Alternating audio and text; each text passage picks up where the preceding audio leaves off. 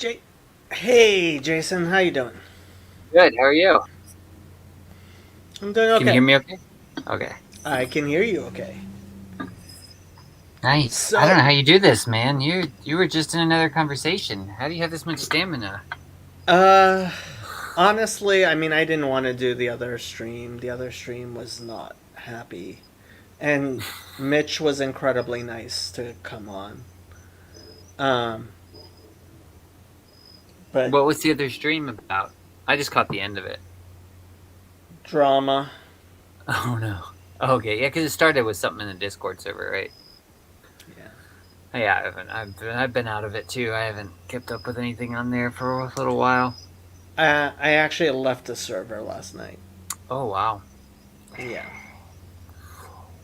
you've been there a long time too. I left so that I could come back. I was too angry. Oh, okay. Yeah. Do you want to explain any of that, or I should just watch the other video? I'll just do that. Let's not get into that.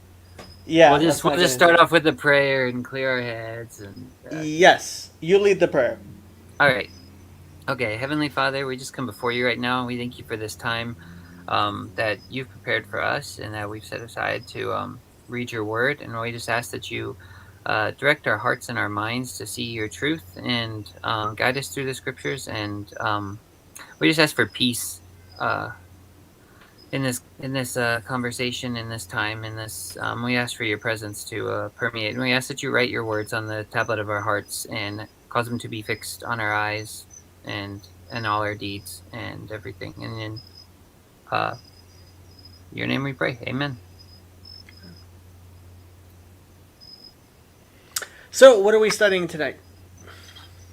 Oh man, I don't know. I thought you prepared something. I had those I two things I prepared suggested. nothing. Okay, all right. I had the two things I said I brought up at the end of the last one. One that I was interested in was uh, that psalm where it talks about Jerusalem as a city compact together, and we briefly touched on that. And the other thing that might actually interest me more is the weird um, repetition of shalom that keeps happening with Solomon. And then even in the Song of Songs, Oh, it's like the Shulamite woman. Like, is there a reason why there's like this well, emphasis on? his name, I mean, Solomon in Hebrew is Shlomo, right? Okay, So, yeah, his name has that root Shin Lamed Mem in it. okay, And poetry in Hebrew doesn't so much rhyme as alliterate. So you'll notice the same sounds over and over again. So, for okay, example, if you look at Genesis 1, there are some letters that barely show up in the entirety of Genesis 1. Like if you count the number of times here, let's pull up Genesis 1. all right. Uh, Rolling up my sleeves here. in the Hebrew. Um, and let me put it up. Okay, so okay, so the letter uh, Gimel, right? The letter Gimel. Let's see. So this is actually just in the numbering. So this is the verse number. So that's it. Doesn't even show up there. This is again in the verse number. First time the letter Gimel shows up is in verse 16. First 15 verses don't have the letter Gimel in it at all. There are only 22 letters in the Hebrew alphabet.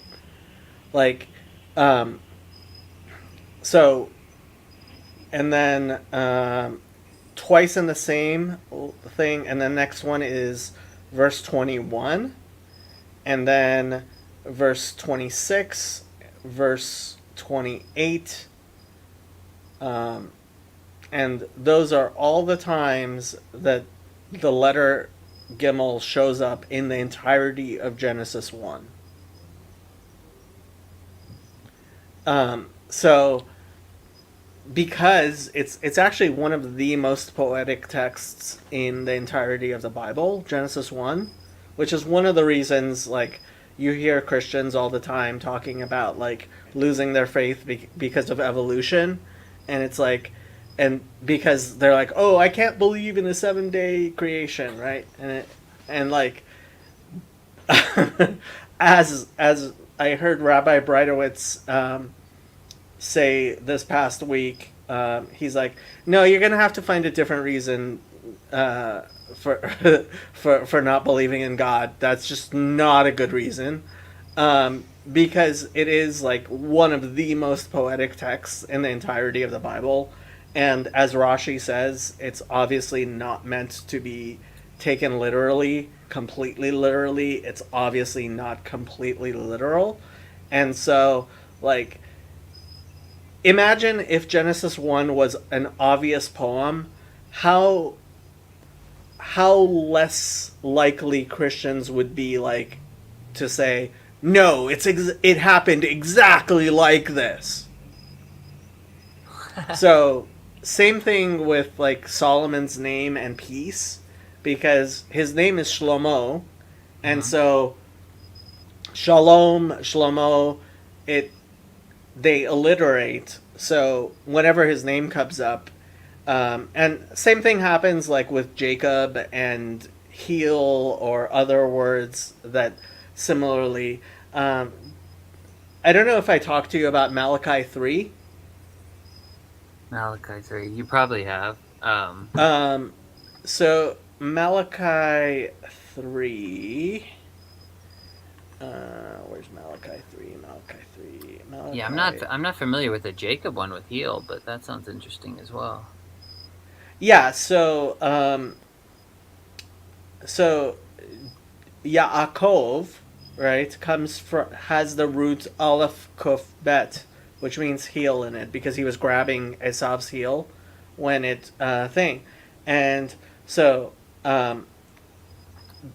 Malachi 3:8, right? Will a man rob God? Right? We're just guessing that the proper translation there is rob, because the word that's used there is just a pun with the name Jacob. It's Yikba. It has the same 3 letters, Kuf Bet Ayin, and obviously it's not being used the way that word actually means. So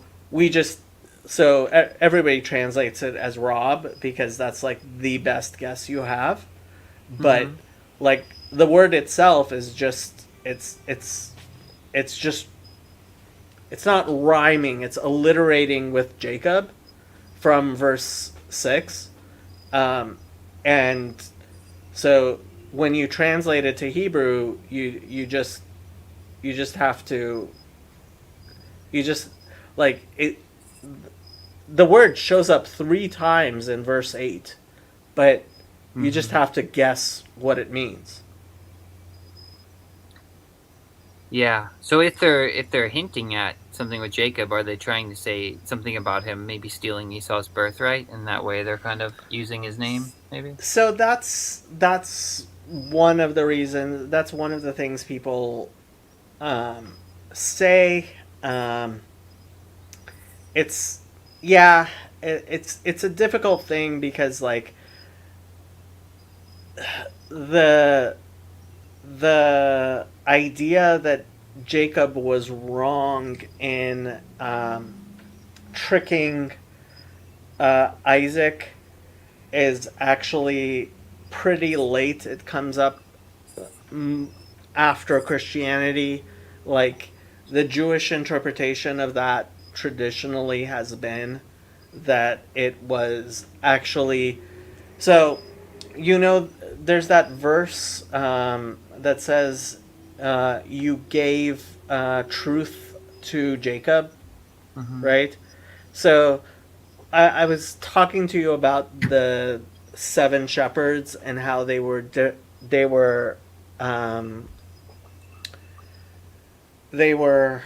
embodiments of different attributes of God.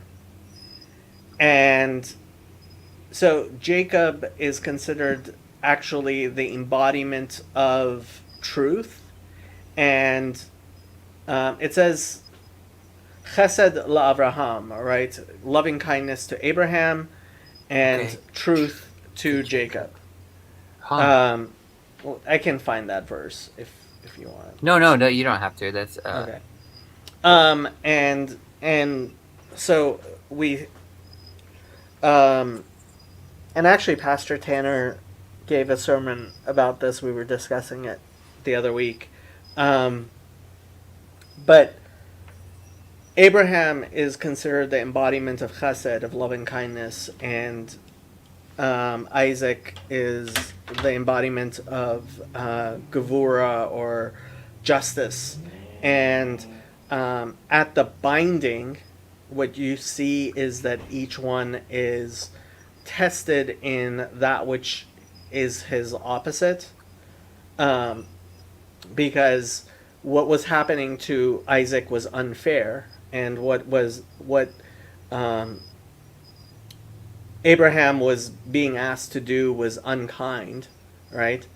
And so we have this concept that each of the three patriarchs were in fact tested in the thing which was most unlike them. And Jacob's whole story is that he is tested by untruth, by mhm. people who are in fact not truthful, and the need he actually finds, which his mother tells him, in order to trick his father to do the right thing, which is recognize that Esav was not a worthy was not worthy of the the birthright. So yeah, it's a very different way of looking at that story.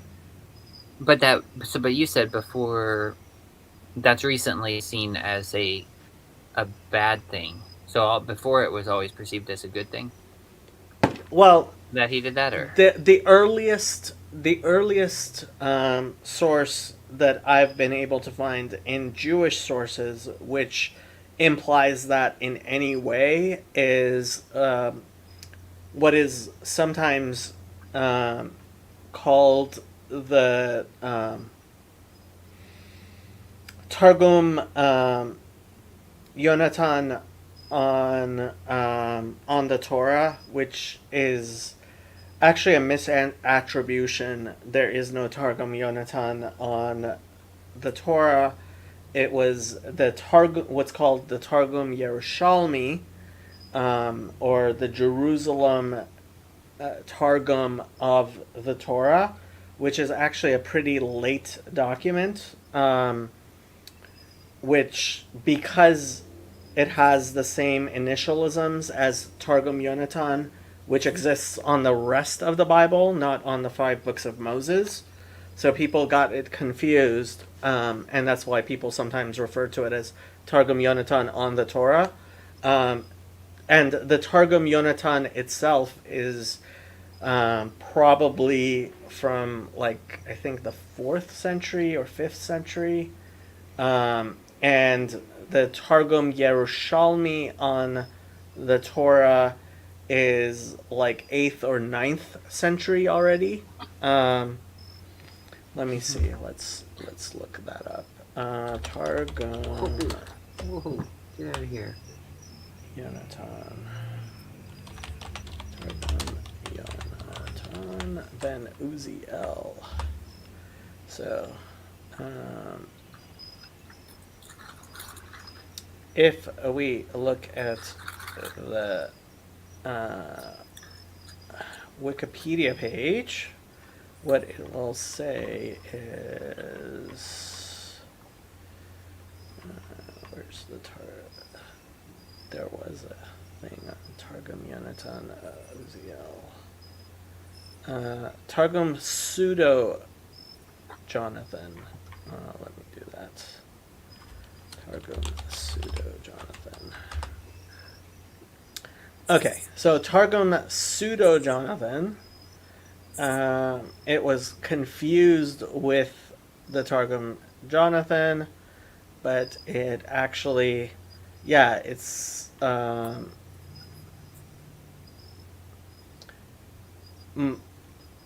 12th. It could be 12th century.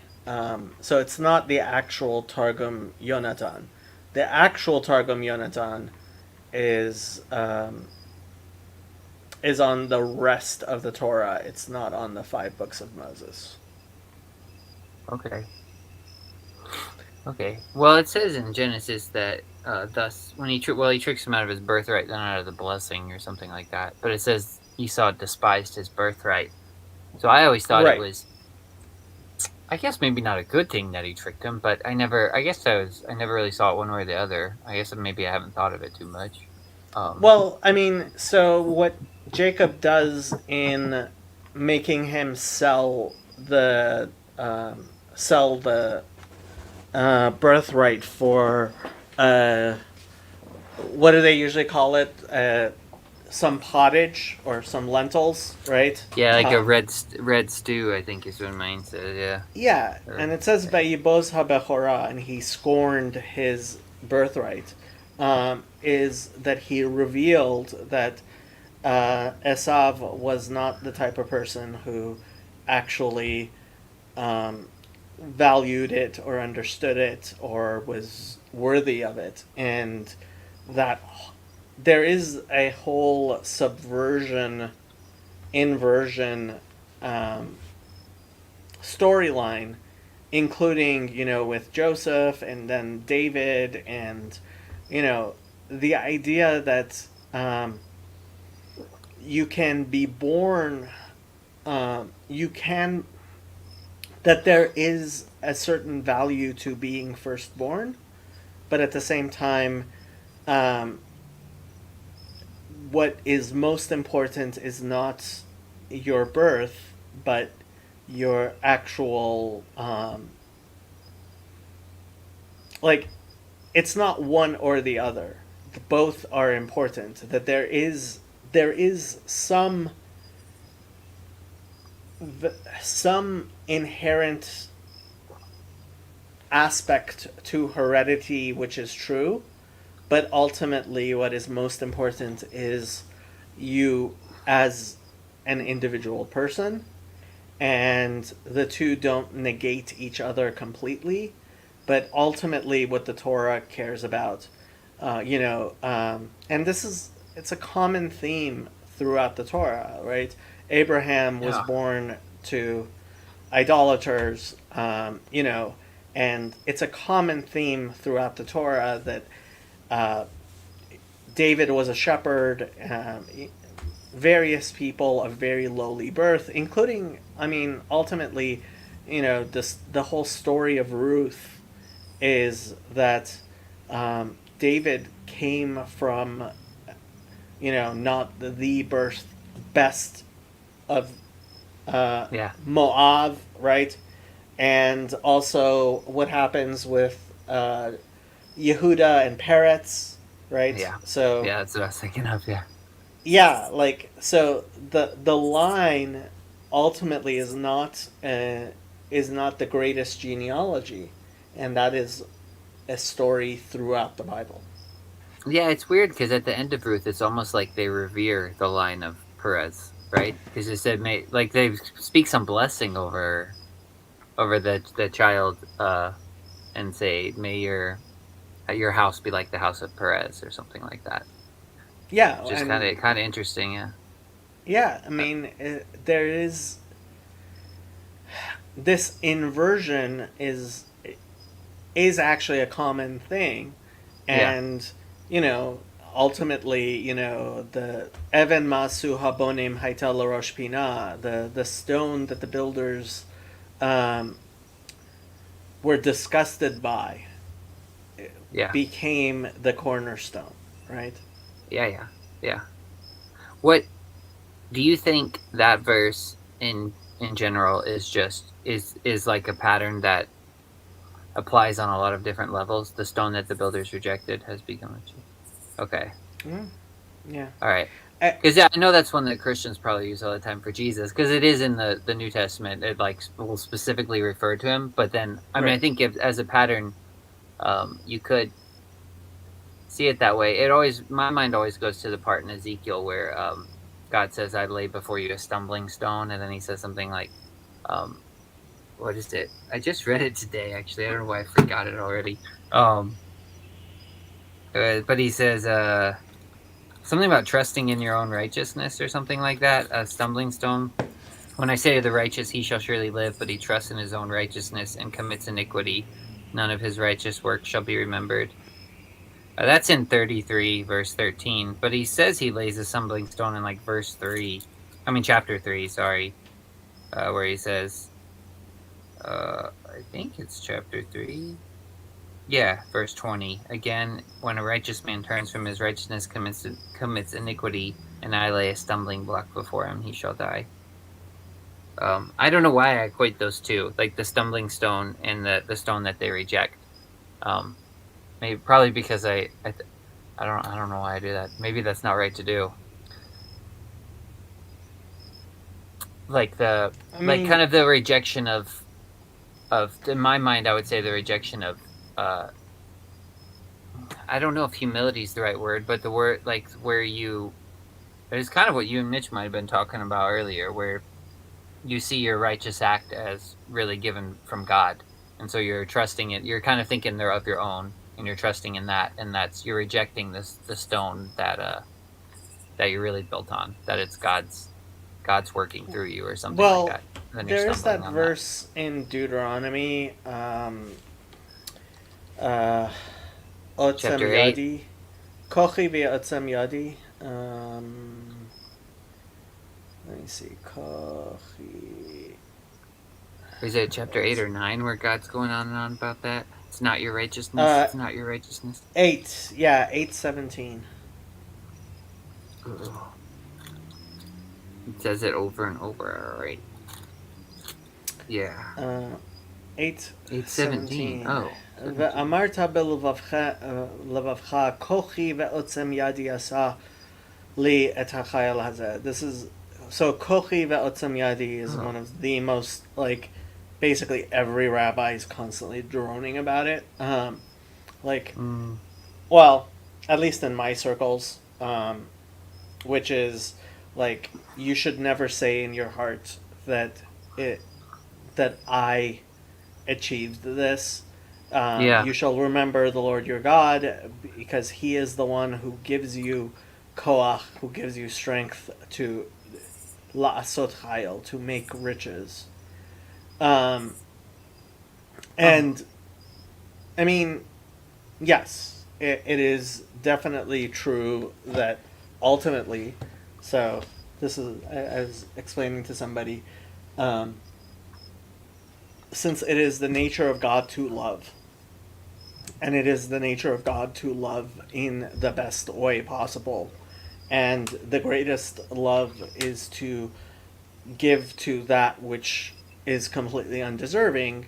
God, by his nature, does that, which is give to that which is completely undeserving.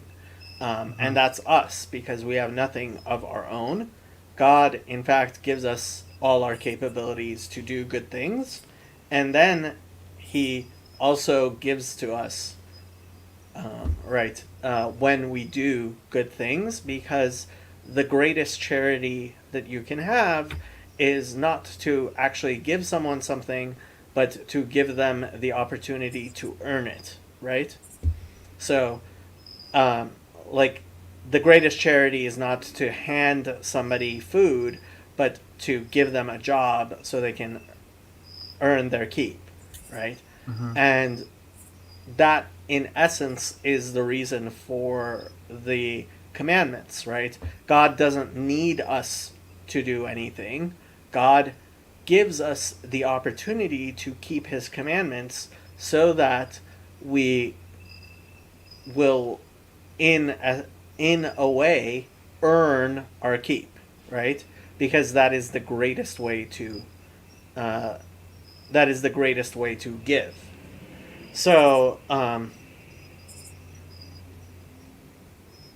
what was I saying? Yeah, so ultimately it's not like we're giving God anything, and we should realize that ultimately we would not exist at all. So it's like God doesn't need us. And Isaiah goes into this at length, right? Especially I would say in Isaiah 66. At the Is that same yeah, no? Sorry, go ahead. Go ahead. At the same. at the same time, I would say it's important to recognize, um, there's a lot of simultaneous tensions that the Bible brings up, and it's not one or the other. It's um, yes, it's God who gives us the capacity to do good, but at the same time, um, He makes it important that we do good, and he cares, and because He cares, it is important that we actually do good. Yeah, I would agree. I would agree. Yeah. Is that a I mean, that's probably a stupid question. Never mind. I was gonna ask if that's like a well-known thing. There are no stupid questions, just stupid questioners. Well, it's just like I'm kind of asking you to speak on like behalf of like the whole Jewish community, and that's not fair or right. So, but I was just wondering if that's kind of a common thing, because to me that verse you mentioned, that idea of knowing it's not from your own hand, seems like an easy thing to lose sight of. But I didn't know if that's more common, because I mean you could like uh you could, I don't know, like you buy a house and you think, well, I worked for it, I earned it, it's mine, and you can easily lose sight of like it's a gift from God, or it's not. Well, I mean, Deuteronomy says you should be careful not to do this. And it's like it is an actual it is a commandment. So this is because it's in Deuteronomy, it's actually a commandment to remember God, right? Yeah. That ki hu hanoten lacha koach, that He is. So this is one of the 6 remembrances that so there are 6 things which we are commanded to remember in the Bible, and some people even recite them daily. I could pull them up. Ben says Jacob means he will supplant, a prophecy of how he took the firstborn status. Yeah. Um, so the 6 remembrances.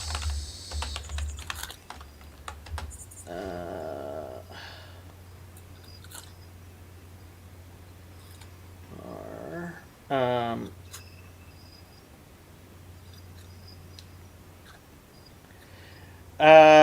Deuteronomy 16:3. You shall remember the day when you went out of the land of Egypt. Um, Deuteronomy 4:9 through 10. The revelation at Sinai. Deuteronomy 25:17 through 19. Amalek attack. Deuteronomy 9:7, the golden calf. Deuteronomy 24:9, Miriam, what happened to Miriam, and Exodus 28, Remember the Sabbath. That's really cool. Oh, there are other listings. Yeah. But I thought this was one of them, but maybe not. Well, I like that. I like that it goes through and it's parts where God says, "Remember this, remember this." I do have a question on one of those though. This has been interesting to me for a while. The Amalek thing, where God says, "Remember to forget this person."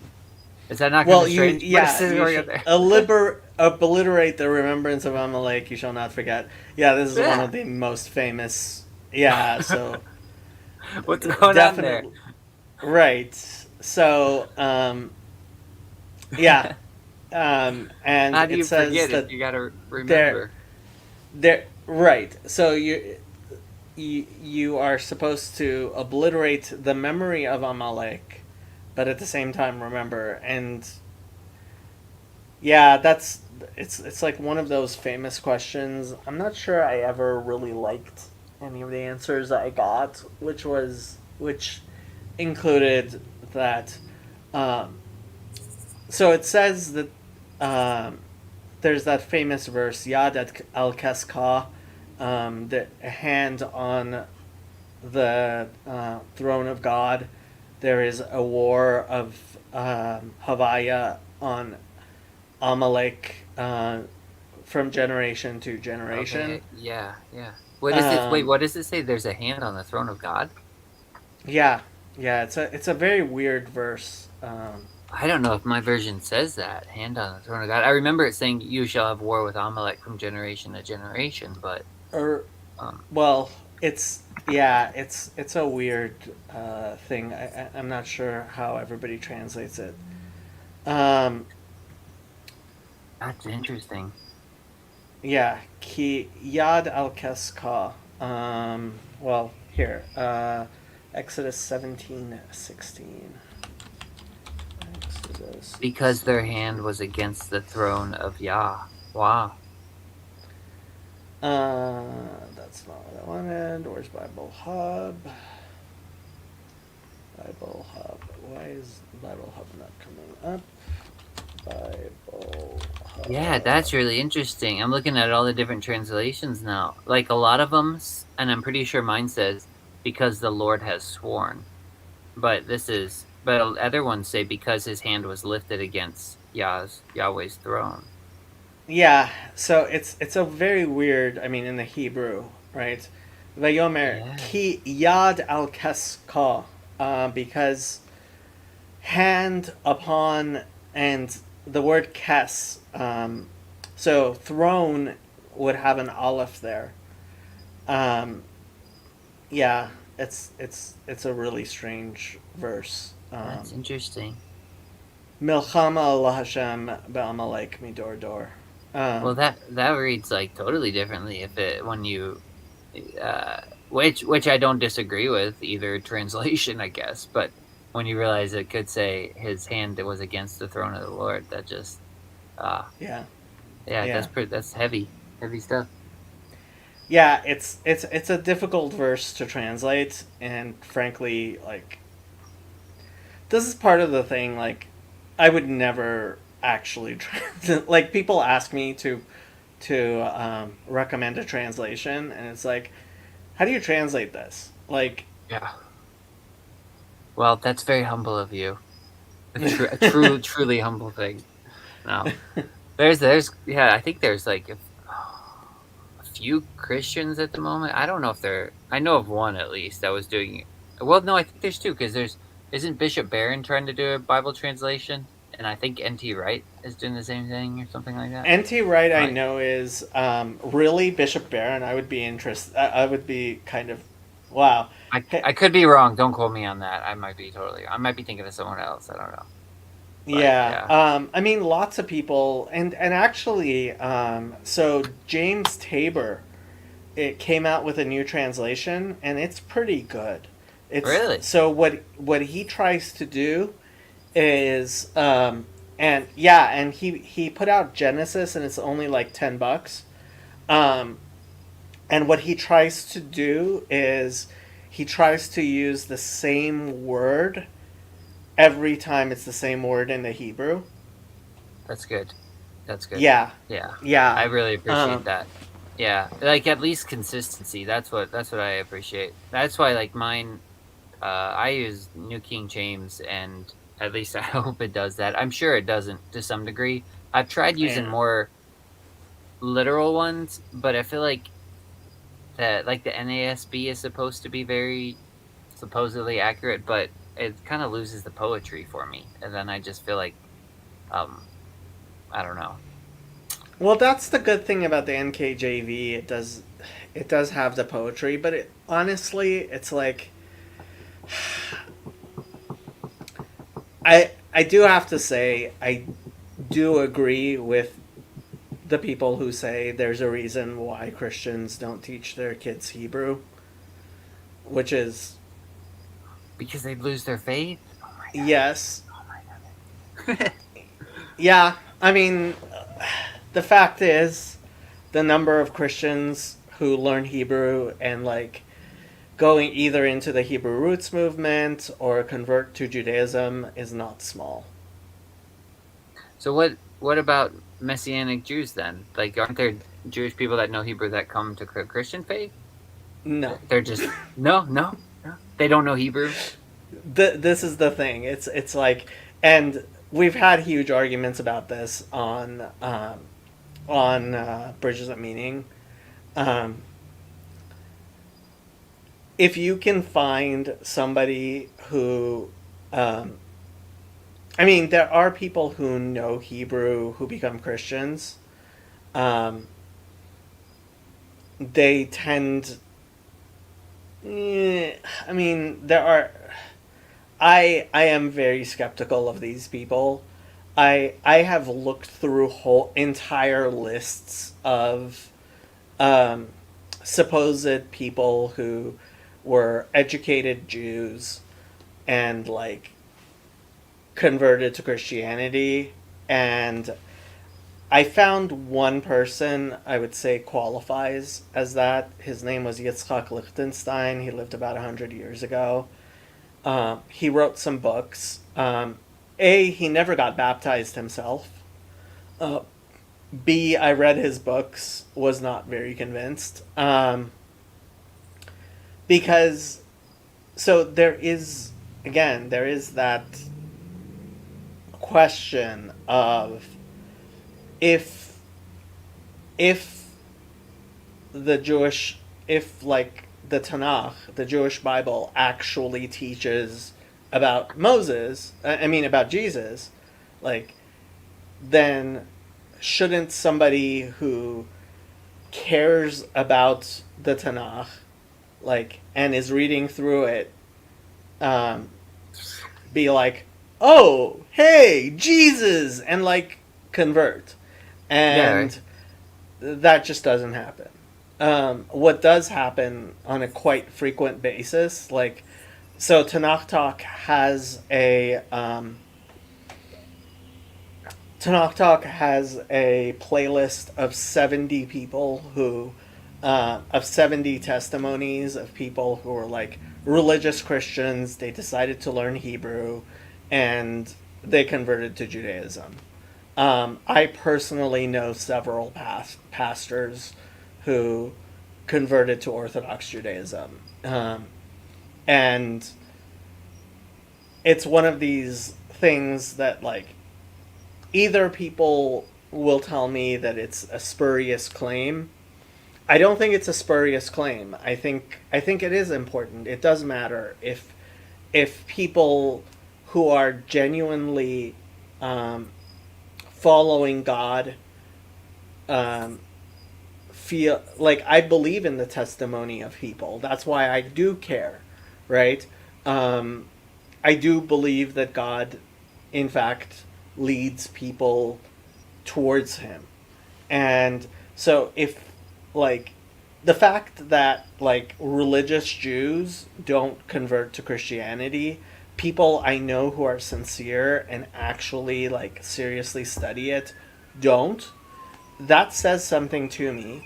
And the fact that religious Christians, including people I have met who are sincere Christians, do convert to Judaism, that says something to me, right?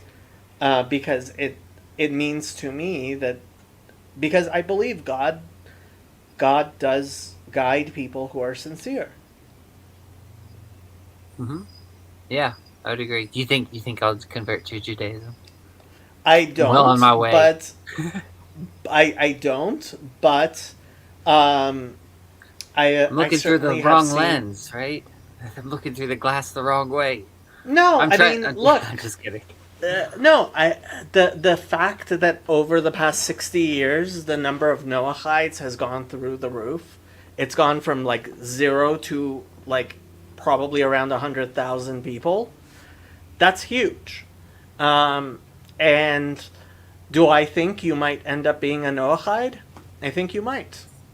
I I'm not trying to convince you. That's not why we're doing this.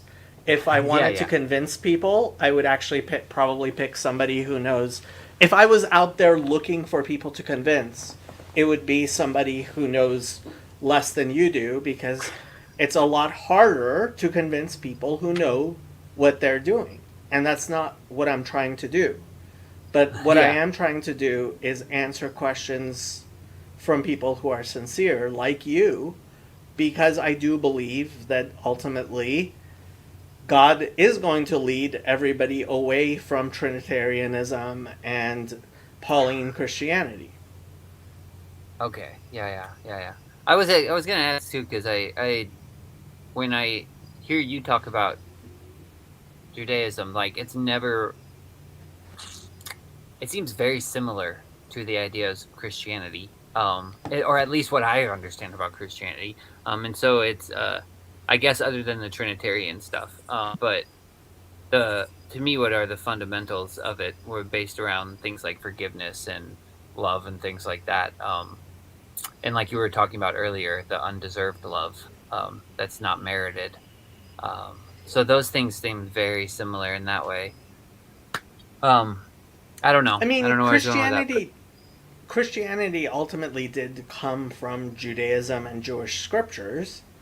Um, there are there are important differences, and I think those differences I assumed were from the teachings of Jesus, and I was quite surprised to find out that those differences aren't from the teachings of Jesus. mostly Paul, Um, probably. that's what I found out, and this was a very surprising thing for me, because generally I assumed that Christians knew their religion better than I did, and they understood Jesus' message better than I do. Um, and um, when it comes down to it, and I realize this is an incredibly arrogant thing to say, um, I think I understand Jesus much better than the vast majority of people who call themselves Christians. I would, I don't think that's that arrogant to say, honestly. But I mean, I don't want to throw too many rocks or anything either. But I do think, at least this has been my personal experience. A lot of church teachings are usually based off the epistles most of the time. And it's not so much the gospels, although sometimes you get the gospel messages, and sometimes they'll hang around in the Sermon on the Mount, which is always good and everything. But if you really start pushing the gospels against a lot of the teachings that come out of the epistles, you run into some problems.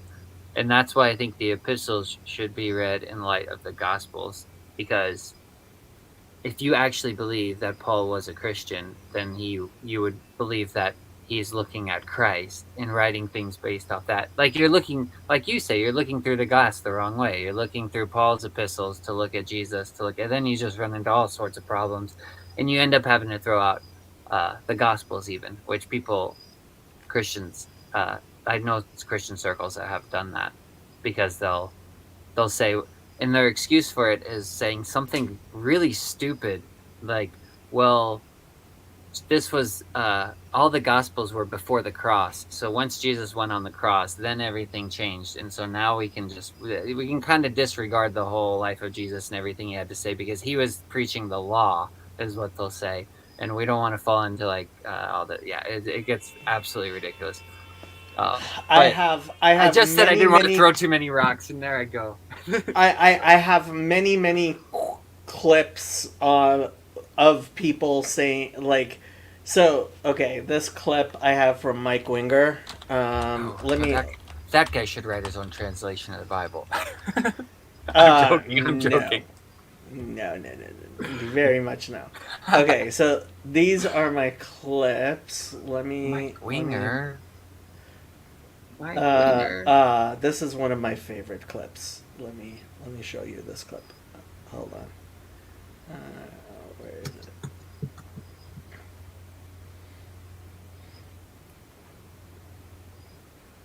I can't hear it. Hold on. Okay. Could you hear it? Did you hear it? No, I couldn't hear. I couldn't hear it. Sorry. Eek. Let's see. Is it maybe in the settings here? Settings. No, I think it's because.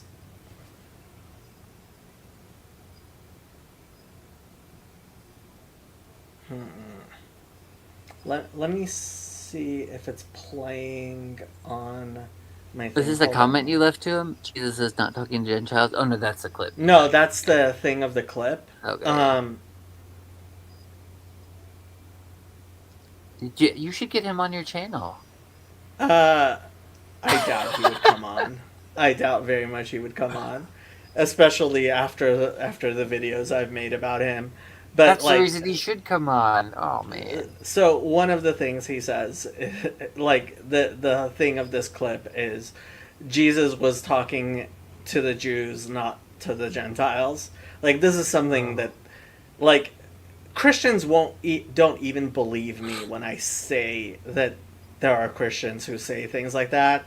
And it's like, oh no, like, and certainly Jews, like you're telling me Jesus is God, right?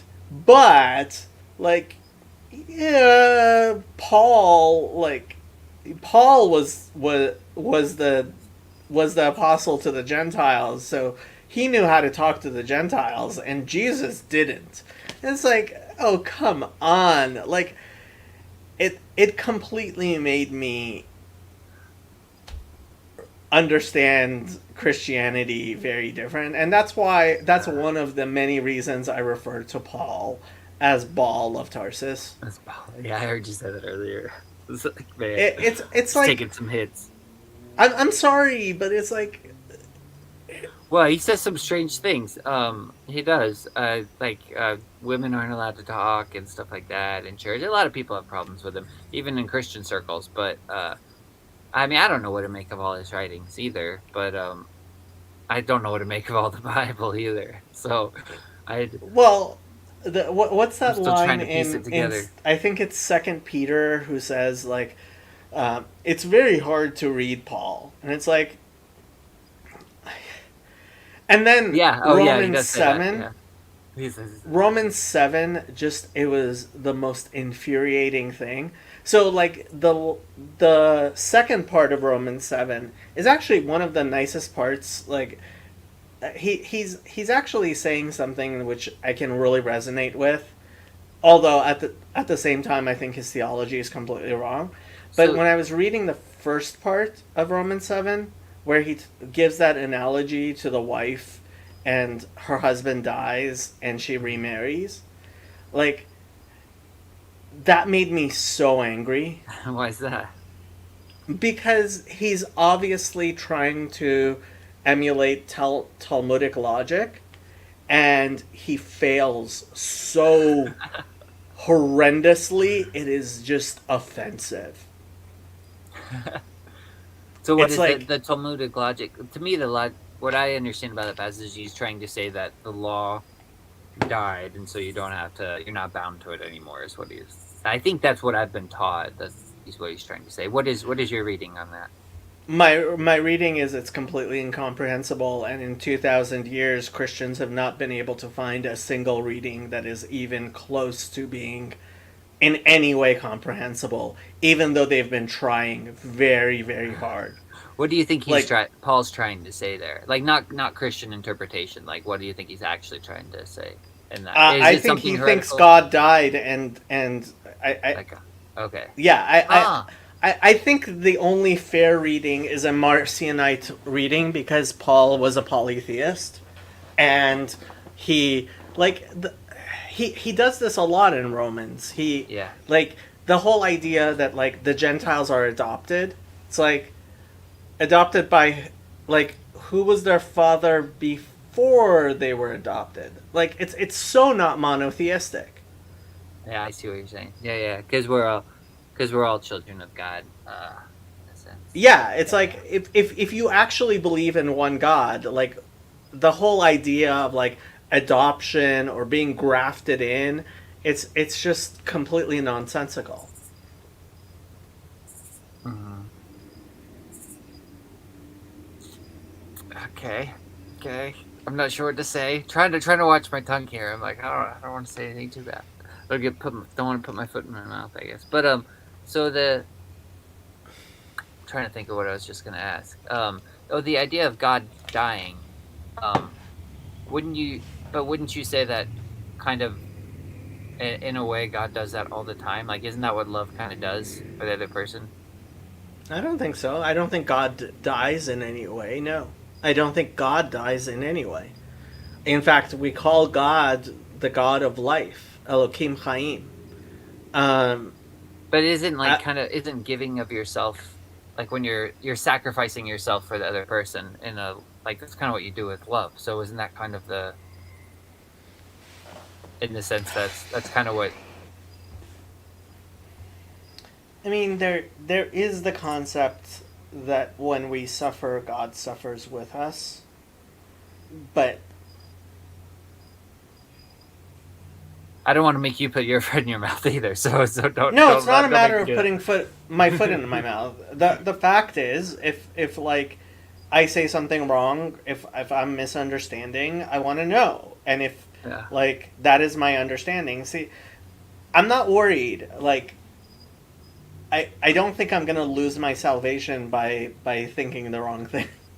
No, I don't that's not what I'm trying to say either when I'm saying that uh per se. It's just sometimes I just don't want to be too quick to make like to jump to conclusions or make assumptions when I'm not really No, sure I'm on trying something, to but consider like, I mean,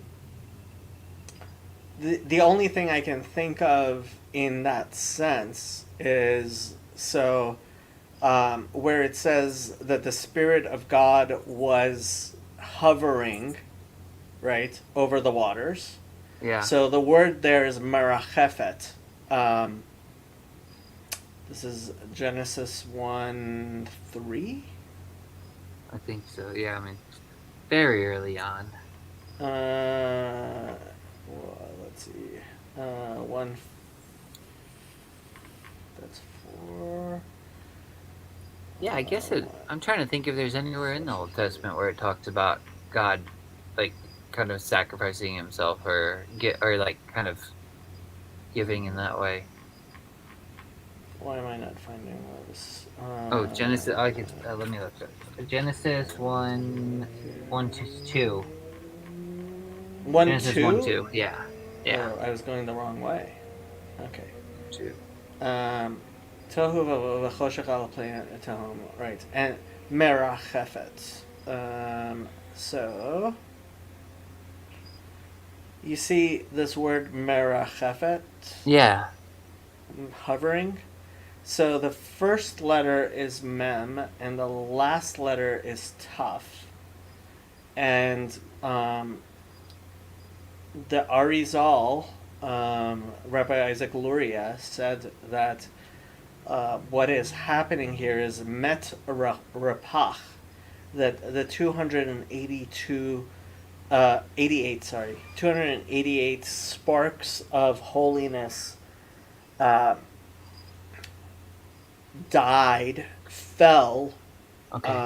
into the um, the husks of impurity, and in that sense, God was exiled into the darkness with us. Um, Okay. Yeah. That so kind of like where Jesus says something. Is that kind of similar to where he says something like, "Unless the seed falls into the ground and dies, it remains alone." So that's kind of like the sparks of light are kind of like seed going into the darkness in a way, yeah, or no? yeah, yeah. That's really interesting, man. I love this stuff. These things. You give me all these good nuggets here. Where I'm just like, man, this is fascinating. Like the stuff from last week is still sticking with me too. The one that still gets me is the forgetting the name thing. I'm just like, man, that was so good. That was so good. It's one of my favorites. It's definitely one of my Yeah. favorites. Yeah. Oh man, that just really gets me. Like it's convicting. So convicting. Wow. Yeah, so I mean, we do have this. We have this um, concept that, our souls. So it says God breathed our souls into Adam's nostrils, right? And Mm-hmm. what does it mean for God to breathe? And one of the explanations that's given, Manda napach mitoche napach, the one who breathed deeply, is that just as when you breathe out, right, right, you breathe out, it comes from within, right? In a sense, God from took something from within himself and put it within us, right? And so, um,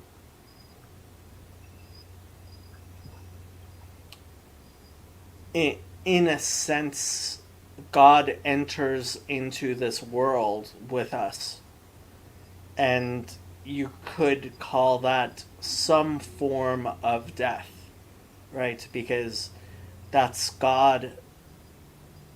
That that is God and godliness uh, coming into this world of corruption, right? Mm-hmm. Um, Yeah,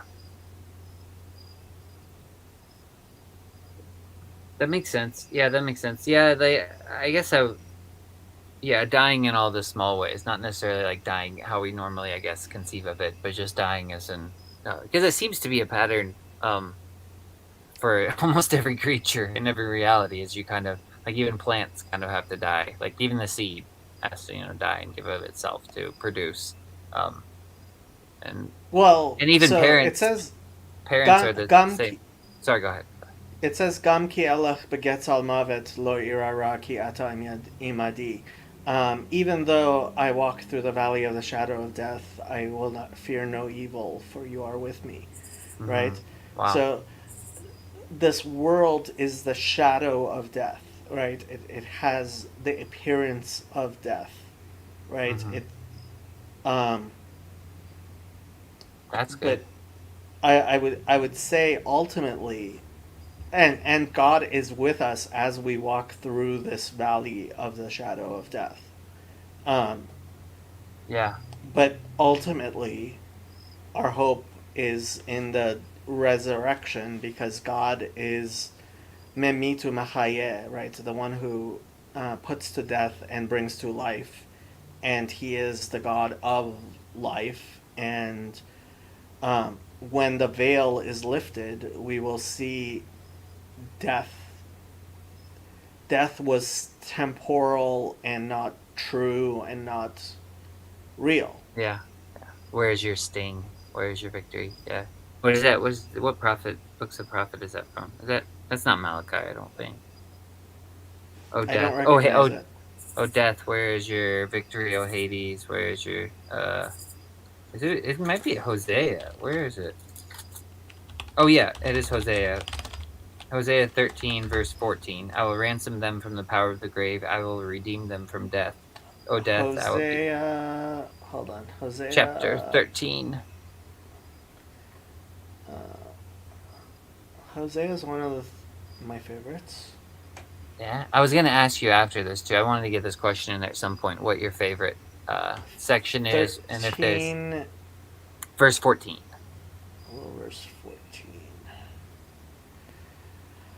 Miad Sheol Efdem Mimavet Egalem Ehi Devarecha Mavet Ehi Katavcha Sheol Nacham Yisater Me'enai.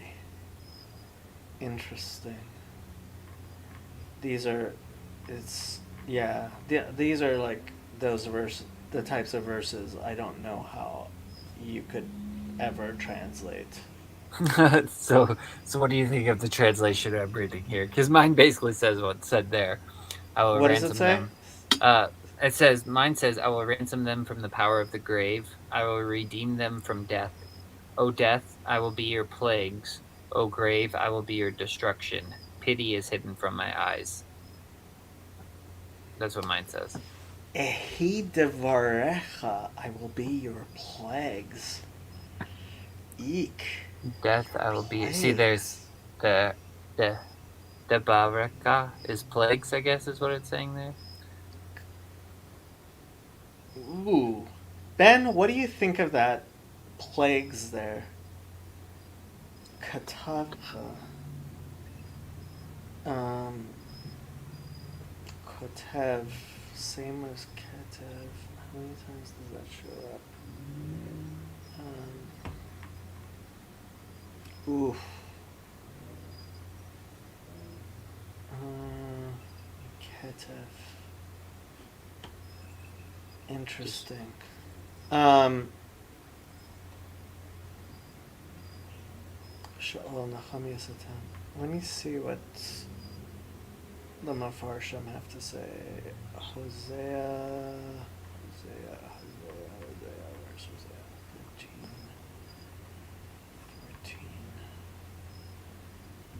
14. Yeah, sure.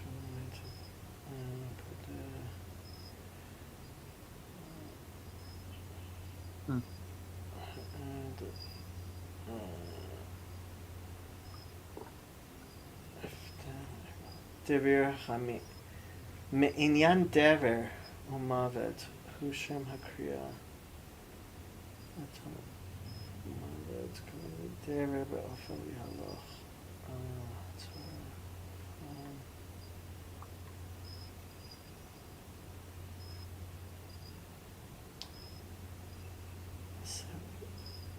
Panav al Mavet Rishol V'yidaber alav benochach.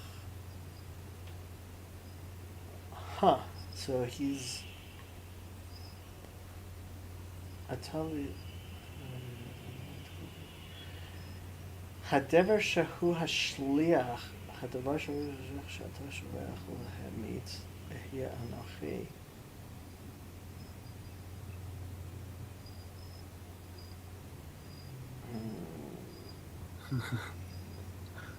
Don't ask me. I don't know. I Redak Aval Ata She'inenu Chacham Ela Naval Kufer B'Tavati Shaleft Devar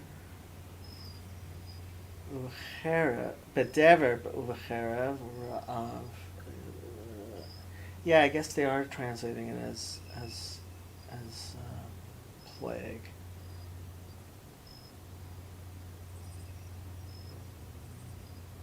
Let me see what the various translations say.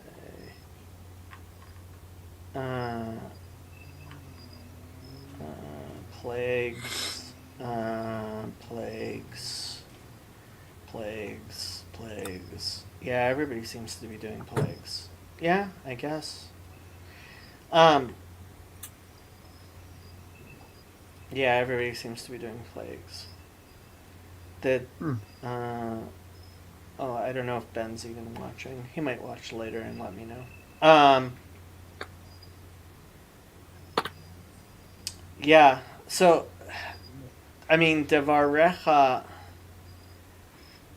it's one of the most common words in the Bible, meaning word or speech, but it does also mean plague. And I guess pretty much everybody's saying plague. Yeah. It also means word or speech? Generally, usually that's what it means. Like that's really interesting. It's used. Like it's one of the most common words in the entire Bible. That's really interesting. Sorry. Huh. Yeah. I'm gonna have to think about that. Oh yeah, that word. I've seen that word before. Yeah, because that's where the part where he says that one. Is there? Yeah. It's used over 1,400 times in the Bible. Wow. As to mean word. Mm-hmm. And it's a 10 word. Yeah. Aserta Dibrot. Yeah. The Ten Commandments. It's used to mean plague 49 times in the Bible, according to Wow. Strong's. That's fascinating. I don't know. I'm gonna think about that. That's good. Huh. Yeah. Oh, so I was gonna ask though, what is your favorite thing in the Bible to talk about? Like, what do you have a Ooh. favorite? This is a heavy question. I just want to know what you think is interesting. Could explore that. Well, I mean, I have to say, out of the 5 books of Moses, Deuteronomy is definitely like the one that I kind of like the most, even though that's kind of heretical to say. Is it? I mean, like, because you need all 5. You can't really pick one. Is that what's the kind of the heretical pretty thing? much, yeah. Yeah, It's like yeah. to say you have a favorite, like, Those books are just so, like, I gotta say, out of the entire Bible, those first 5 are just, there's something about them that I mean, I can't put my finger on it, but it is. well, just, I mean, it says Moses is the greatest of prophets, right?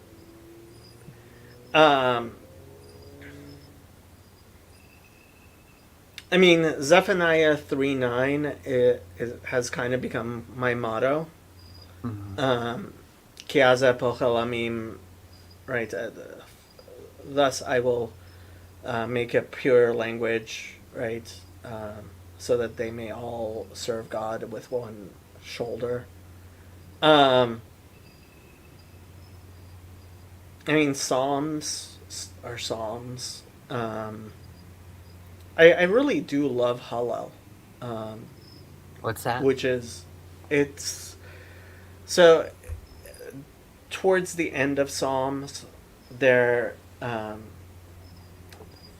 Hallel is a, it's like a liturgy of that's said on certain occasions. Okay. And like, I want to say it starts around Psalm 125. Oh, okay. So it's multiple psalms together. Yeah. What's your favorite Hallel. psalm? Do you have one? Hallel is 113 through 118. Okay. Did I tell you the story about my father and a psalm of ascents? I raised my eyes. Wait, did you tell me a story about it? I don't know. I think you might have. About the Okay. moon? If I No, told you, you would remember. I don't think you have. Oh, okay. I'll tell you Tell me this story. this. Tell me this. Yeah. Okay. It's Shir Hamalot Esainai. I will raise my eyes. Let me find it. El Harim.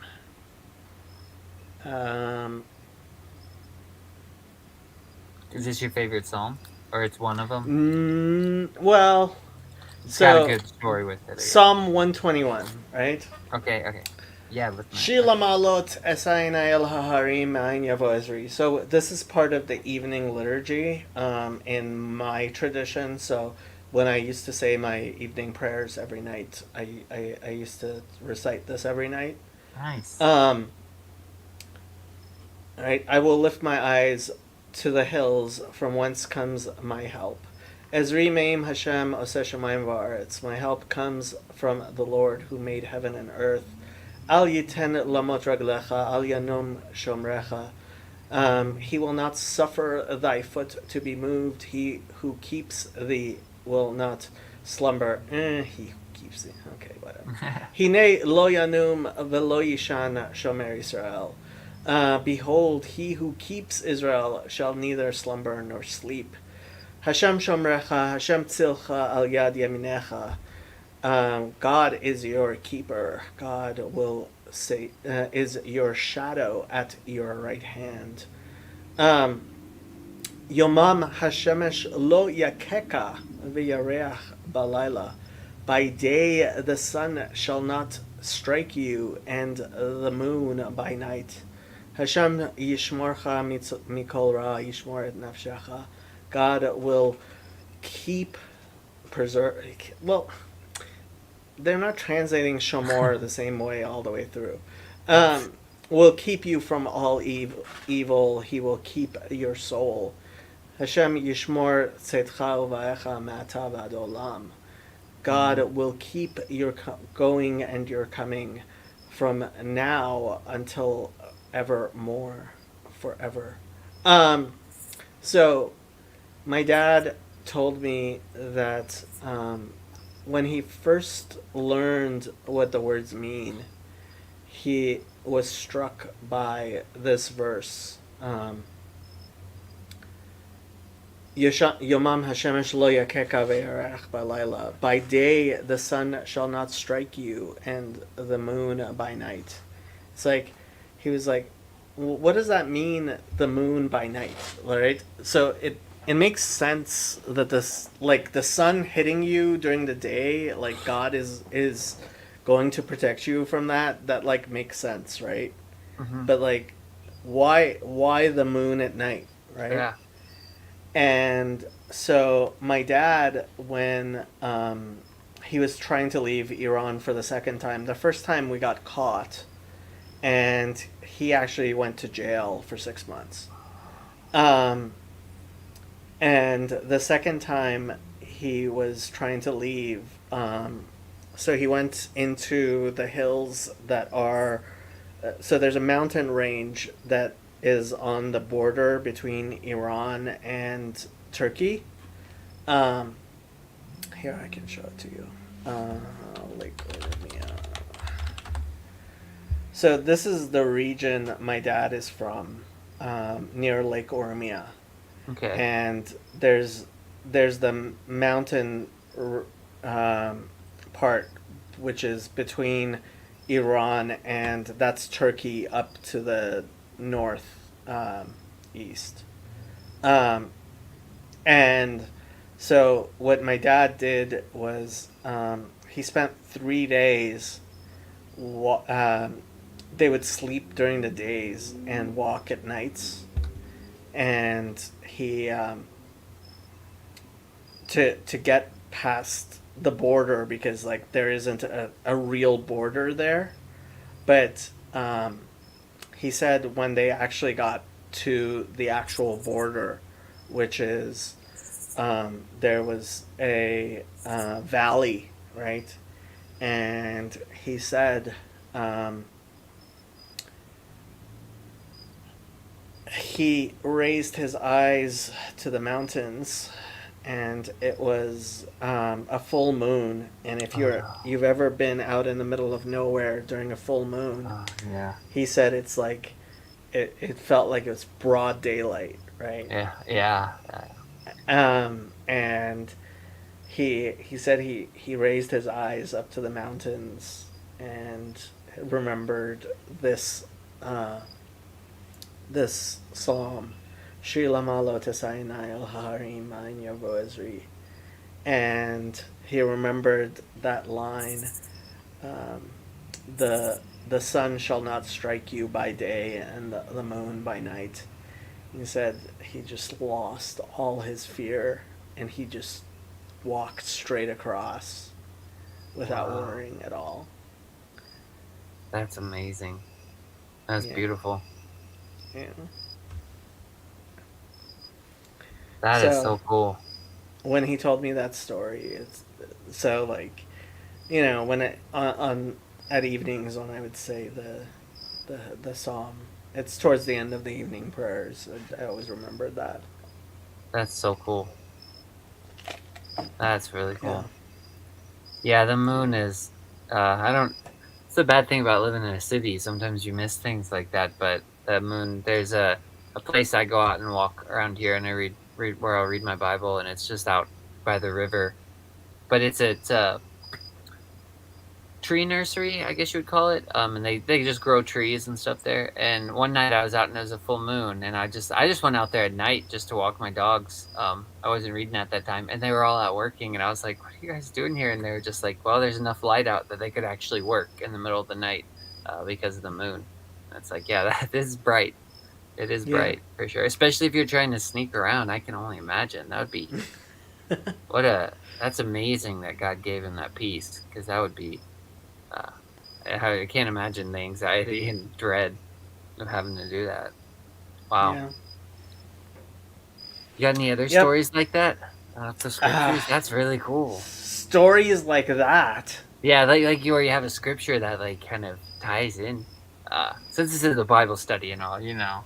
Yeah. Yeah. None that I can think of.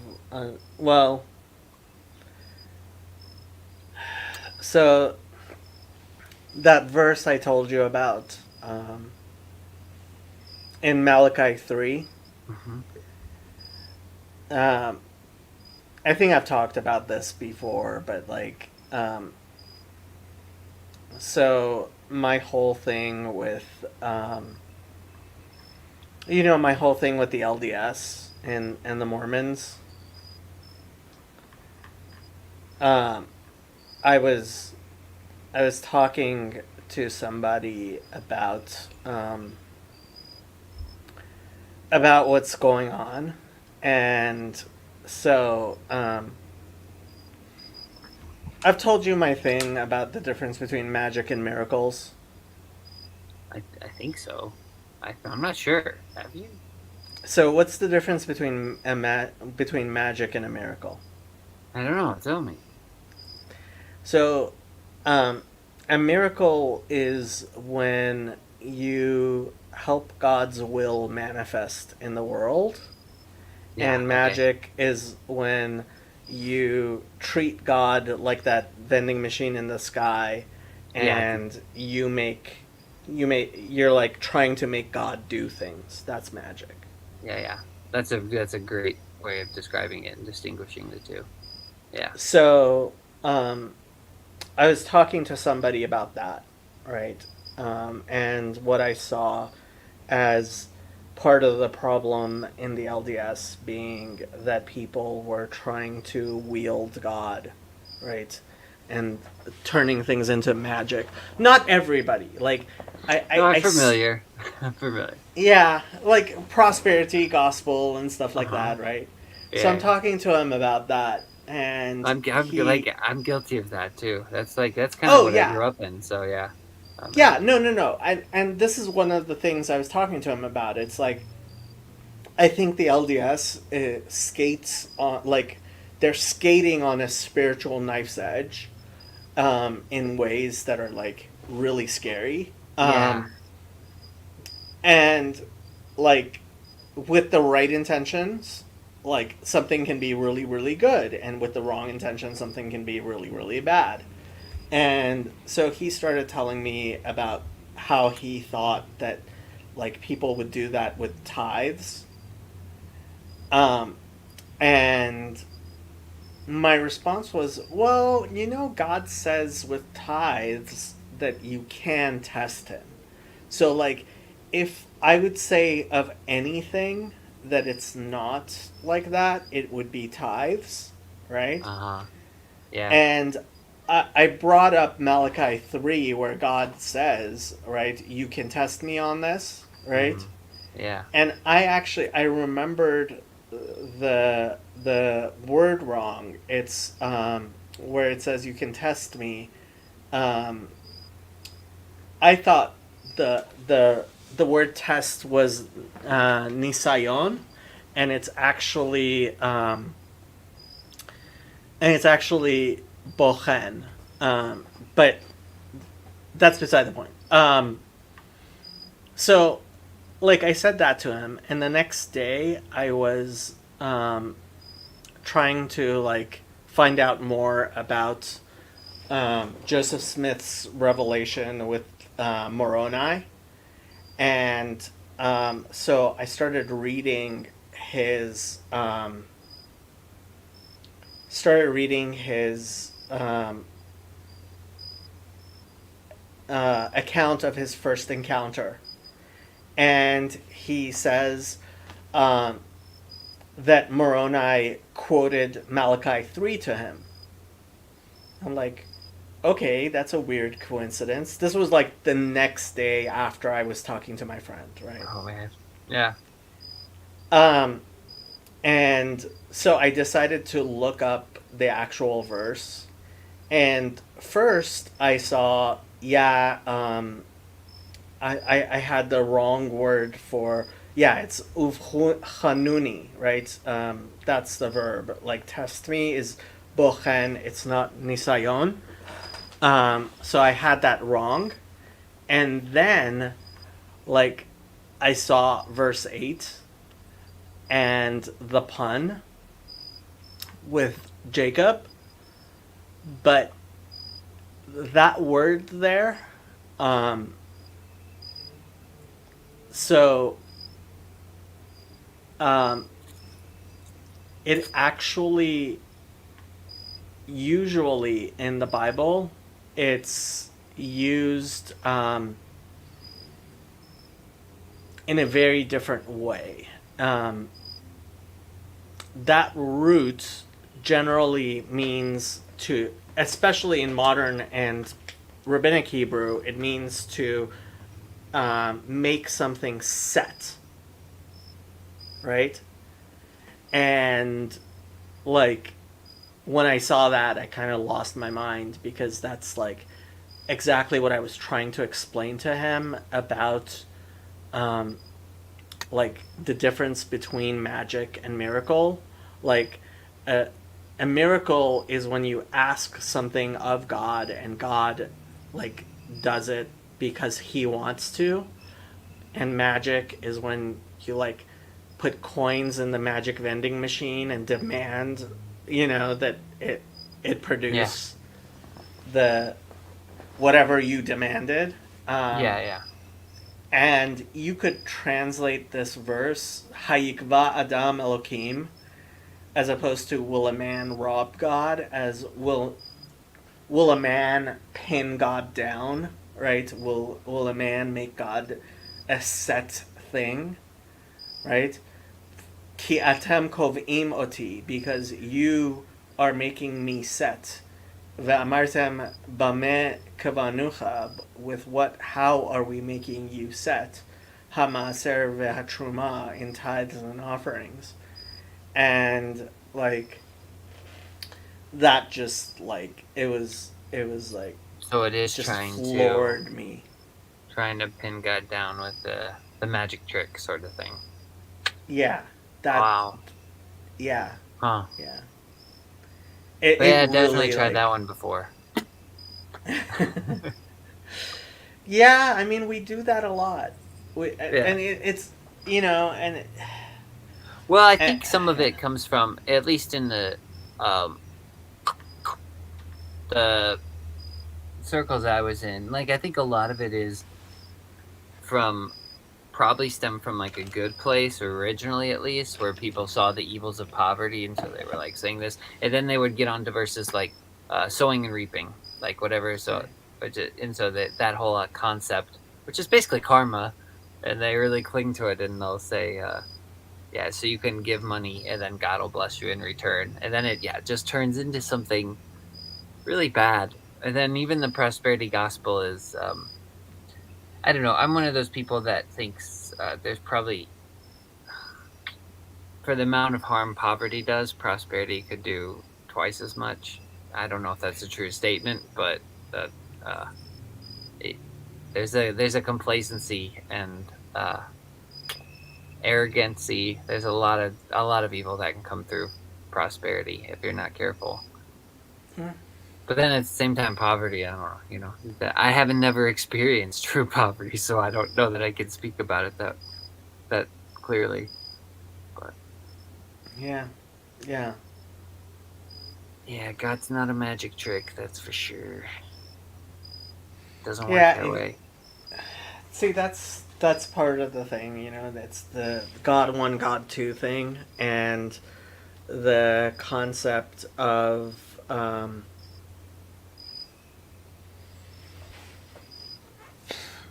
you know Spinoza's God, and just like viewing God as like this set thing. I think it's better than like atheism. Like understanding that God, like at the very least, you have to realize that reality exists and reality does assert itself, and that there is a capacity to understand the world. Hmm. And I'm glad that like people like John Vervaeke at the very least recognize that that's a minimum. But ultimately, I think also believing in God number two, according like PVK's God number two, and the agentic God, and really understanding that God isn't that God actually has agency, that God has a Yeah. will and a real capacity to change things. Hmm.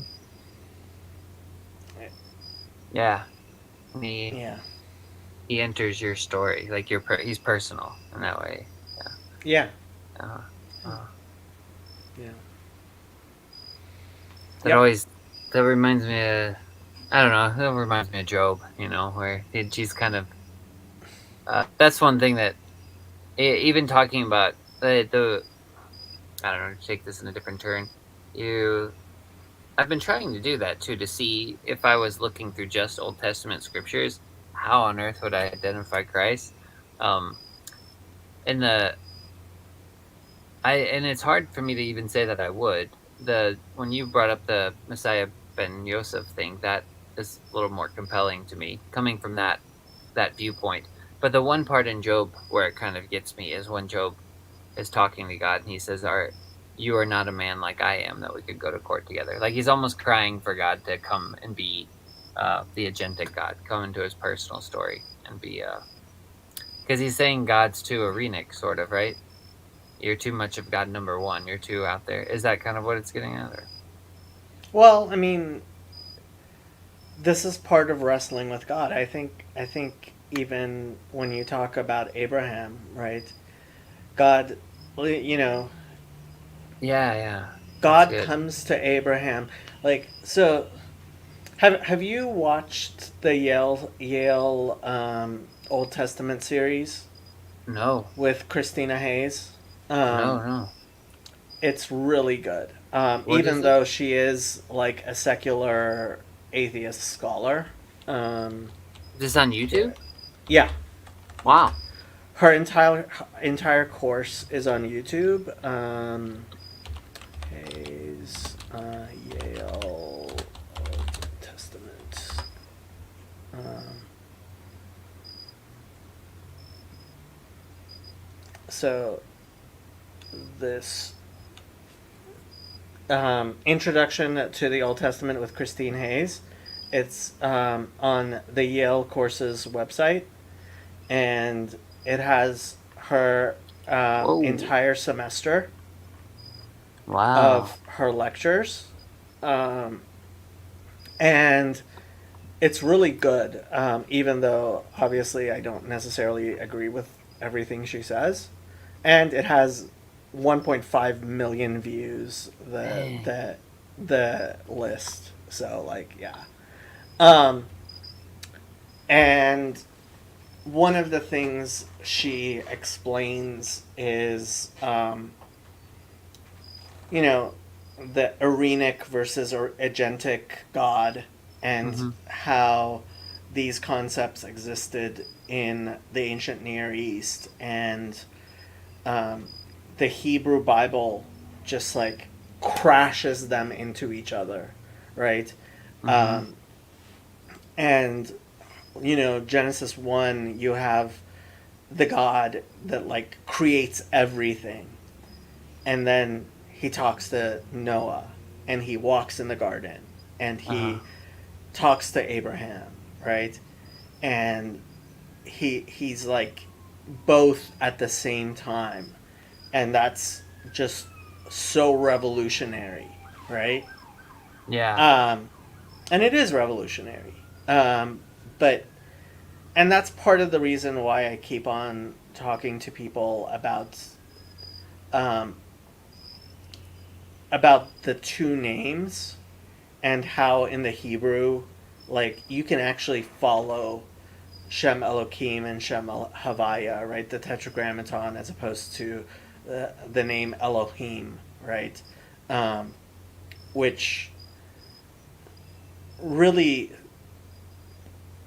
show how God reveals Himself in different ways Hmm. in the world and in the Bible. Um, Yeah. so Yosef spoke to PVK about it on his channel, and I keep on referring people to that because they discuss that, and I think Yosef did a really good job of explaining Yeah. that. I remember watching that one. Yeah. Yeah. That was good. Yeah. It is. Yeah. It is interesting because he reveals himself, uh, almost through his people in a way. Yeah.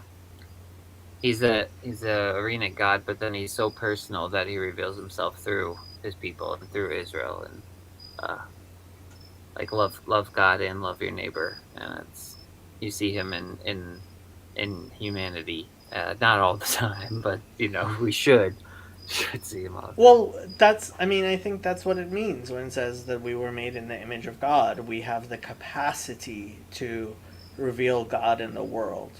Hmm. Yeah, yeah, We don't do it all the time because we're human beings, but like we have the capacity to do so, which is the greatness of the creation. hmm yeah, yeah, yeah. I completely agree.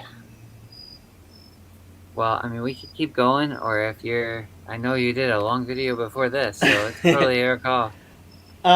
We can keep going until 8:30. I thought 2 hours for the Bible study is like good. Um, we have to stop 5 minutes early to do the prayer. Oh, Um, okay, yeah, yeah, yeah. Is there I mean, anything we can partic? stop if you. No, I I'm I good. don't I have was just anything particular I wanted to talk about. It's okay. all up to you.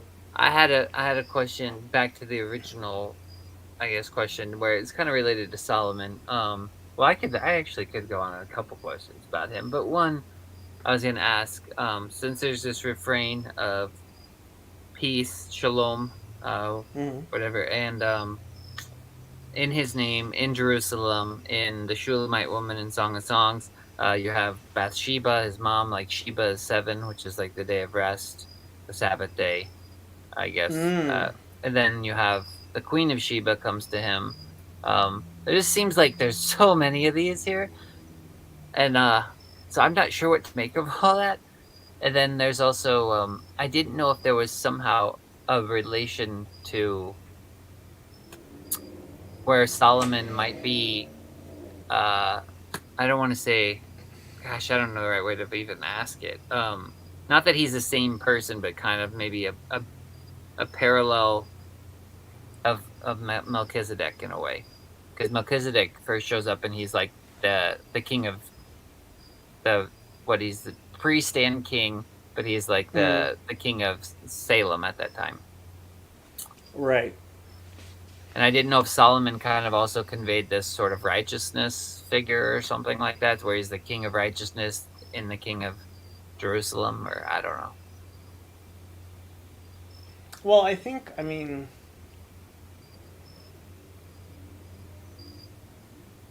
just Yosef might actually be the better person to ask about this. He knows this stuff a lot better than I do. Because he's been like through the entirety of the Talmud and he knows a lot of the Midrashim I don't. Um, I mean this really gets into how much you're gonna try to find similarities and contrasts between different people in the Bible Yeah. because um, obviously everybody who's in the Bible has certain similarities. If nothing else, they're well. It's actually funny. I really like the parts where it talks about people like the washerwoman and the you know the what you call it What is it? the wood choppers, right? Okay, yeah, Yeah. Wait, So that's like even they're included. Even like the Bible has like that there are these little things like Devorah, who is Rebecca's nursemaid. Like hmm all it says about her is like Rivka's nurse died, right? yeah. Um, But where that is fascinating because what does it say where she was buried? What I does it think say? that's what it says. Yeah, I think that's what Where is it that? says. Yeah. Because you're saying that it's weird because even these people are included. And where is that? That are there's let's see. There's her death. Genesis 35 verse 8. And she was Yeah. buried below Bethel under the terebinth tree. And then the name of the place. They even named the place. Isn't that great? Wow. Terebinth of Weeping is what mine says it means. That's Um, really, that's just beautiful. Genesis 38. What was it? But it was 35 verse 8. Genesis Genesis 30. 35, verse 8. Wow. Yeah, Shimon, Alon Bachut, yeah, of weeping. Alon Bachut. Oh, forgot to show it. Yeah.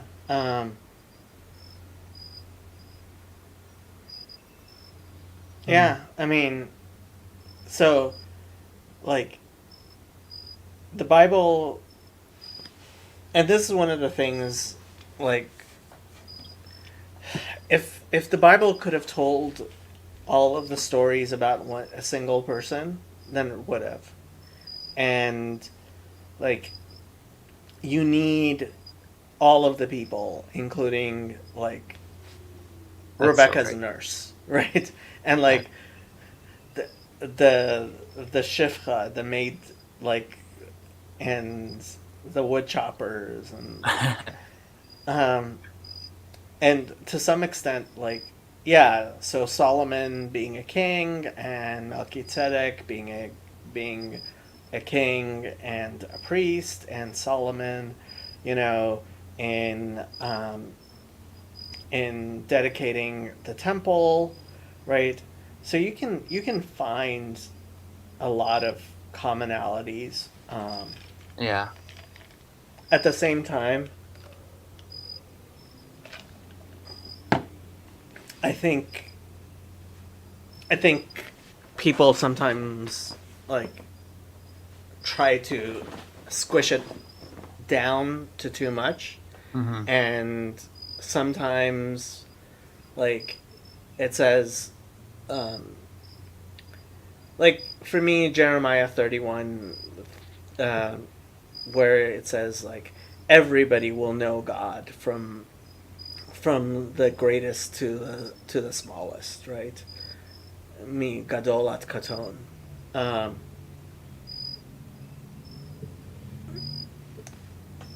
there, it's the multiplicity and the diversity which, at the same time, has a form of unity to it. That Yeah. Yeah. I so completely agree. like, yeah, it's like, yeah, does Melchizedek have things in common with Solomon? Yeah. The Is he different in? And I actually I think part of the importance is that you do have Gentiles in the Bible. You have like Gentiles all over the Bible, and it's like Melchizedek was a good person. He wasn't Jewish.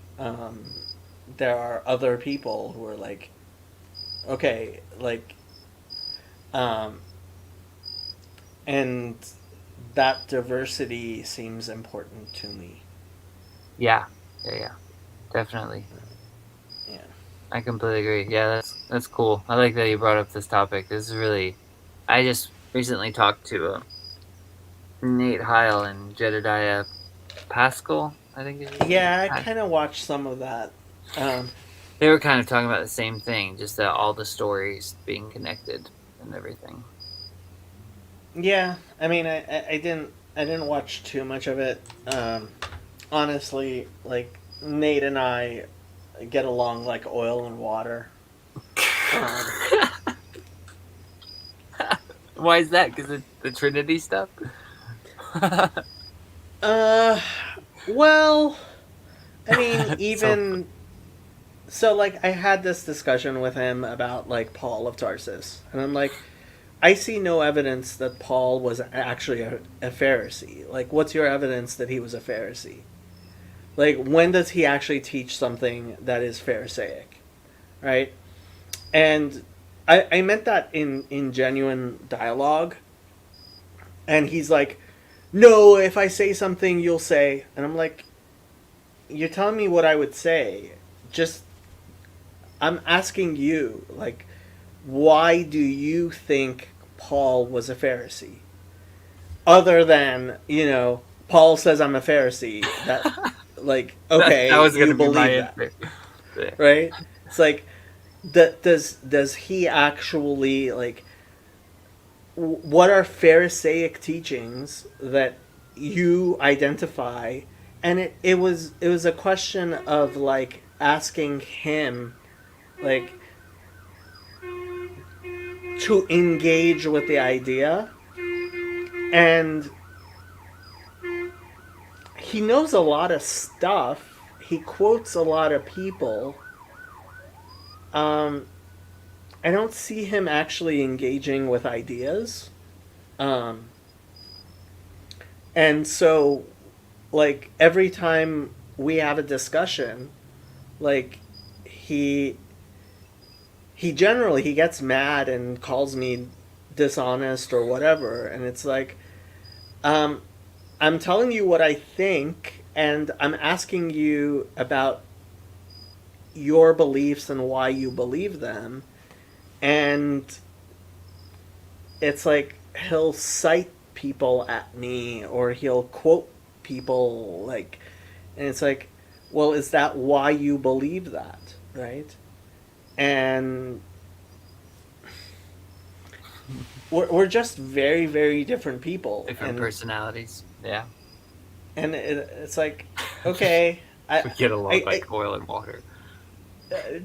just there, I've never been able to really engage with him. And even when, like, I try watching some of his stuff, like Yosef and him get along just fine.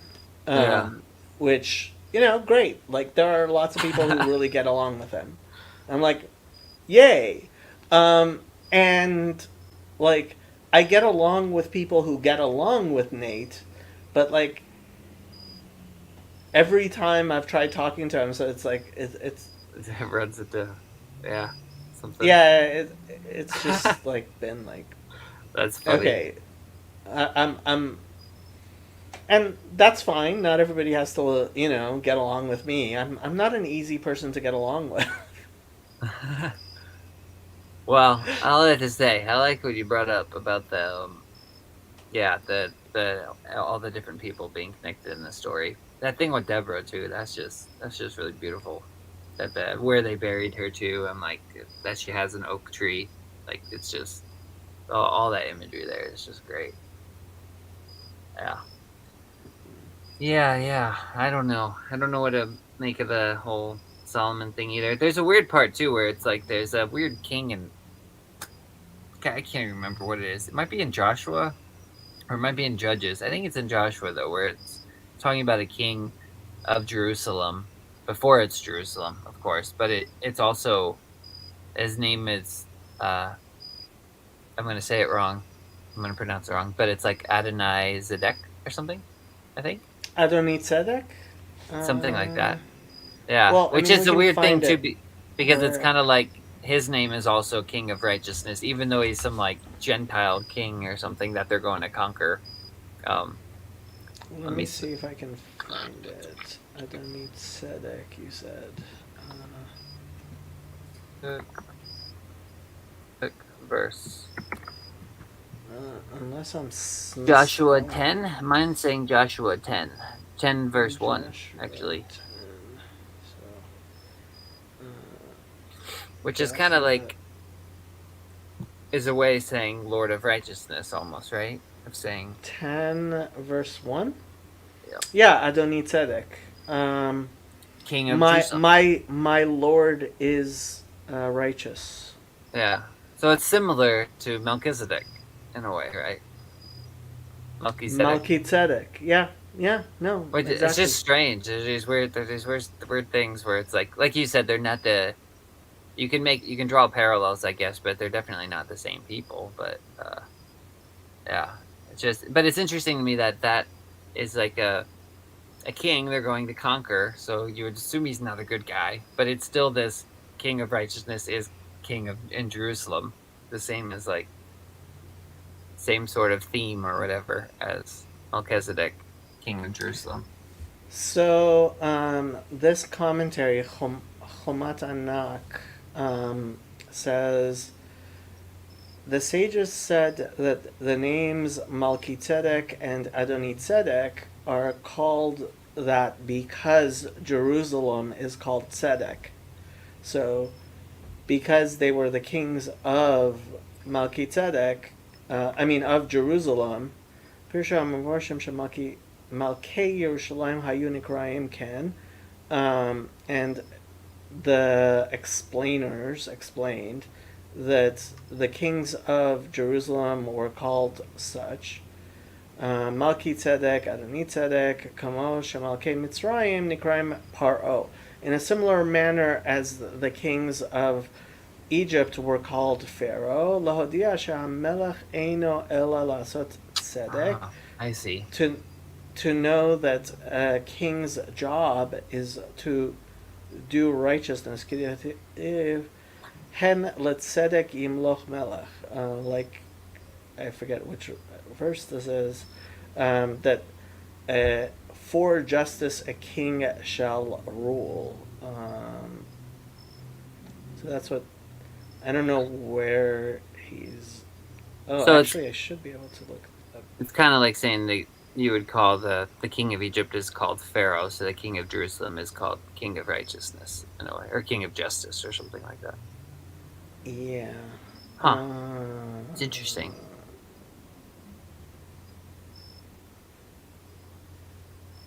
Yeah, I'm not sure where he's get. Oh, Midrash. Let's see. Melchi Tzedek Melech Shalem. Hada Hu Dechtiv Ubatsur Mincha Panecha. No, that's not it. Negatzarat. That's not it. Beit Lachazatam. That's also not it. Devar Acher Kitavo Al Eretz Kenan Shivat Amim. I don't think that's it. Tzedek Melech Yerushalayim. Hamakom hazeh matzdik et yoshvav adanav. Okay, so this is from the Yalkut Shimoni. It says, so this must be where he says it because it says, yeah, that's exactly what it says. Tzedek Yalimba. Yeah. So, like, I found the place where he got it from. Okay. And it says precisely what I translated before. So okay. I found 0 new things. Nice. Nice. Yeah. So one of these days we'll teach you Hebrew and you can do this all by yourself. Yeah, I'm gonna. Hopefully, I'll keep picking up at least little by little here and there. It's definitely fascinating. If you're interested, I mean, there's an actual good channel that actually teaches biblical Hebrew called Aleph with Beth, and they really do a great job. They really do a really great job. They use the natural language method, which actually works, and okay. So, yeah, I'm a big fan of Aleph with Beth. Okay. Yeah. I was gonna ask you too. Yeah. Oh, sorry, this is unrelated, but Aleph with Beth, I'll put that in too. I got the Old Testament Christine Hayes here. Aleph with Beth. It came up. Yeah, they're actually Christians. They're Protestants. Well, that means I'm gonna watch it then. No, I'm just kidding. I don't care. I like your stuff as well too. But I was gonna ask you too, but I know we're running out of time here. Did I watch? I didn't finish all of it, but I watched some of the Latter Day Saints one where you were talking to that guy, and you that was really cool seeing that. Well, I mean, seeing your heart for that scenario, because I remember you kept saying it felt like a building on fire type thing. But Yeah. so are you currently going to their church? Like that okay. Yeah. Hmm. Yeah. Like every week Uh, and stuff? yeah. Wow. And I'm like meeting with missionaries and stuff, and like, but like, it's just too crazy for me not to like. So, um, when the week I came back from Chicago, like, they brought the missionaries decided to bring somebody with them when they came to visit me the very first time, and so I meet this guy and he's Jewish, and I find out like a month later that his son is starting college at the college I went to, and then I find out his son is going to my synagogue. Yeah, Oh. it's like like these past 3 months have been absolutely insane, um, absolutely insane. Wow. Yeah, like so many things have been going on. I've been like losing my mind. Well, I'm sorry. I'm sorry. Well, keep it Uh, sane. yeah, sanity is a good thing. I'm Uh, generally in favor of sanity. 99.9 so percent of the time. when you say they had missionaries come to you, were they like trying to evangelize you or something? What was Yeah, so I okay? went on their website. Okay, so I told you about like the calling I had. No, I think so. Or did you so mention this in like the video where you said the I call? think so. Yeah, I'm pretty Okay. sure I did. Yeah. And like I was like, okay, so what am I supposed to do with this? So I went on the LDS website and ordered a Book of Mormon to Mm-hmm. order a Book of Mormon, but there's no actual place to order a Book of Mormon. There was a place like a contact sheet where people could contact you. I'm like, okay, I'll contact them and they'll like send me a Book of Mormon, but like they hand delivered it. Oh yeah. And when they came to visit, like they're like, "Is it okay if we bring somebody with us?" Because I did talk to them. I'm like, "Okay, sure." And they brought this guy who had just converted, um, and who was Jewish, and so like, um, it's just been such a ride of one Yeah, thing that's after another weird. thing.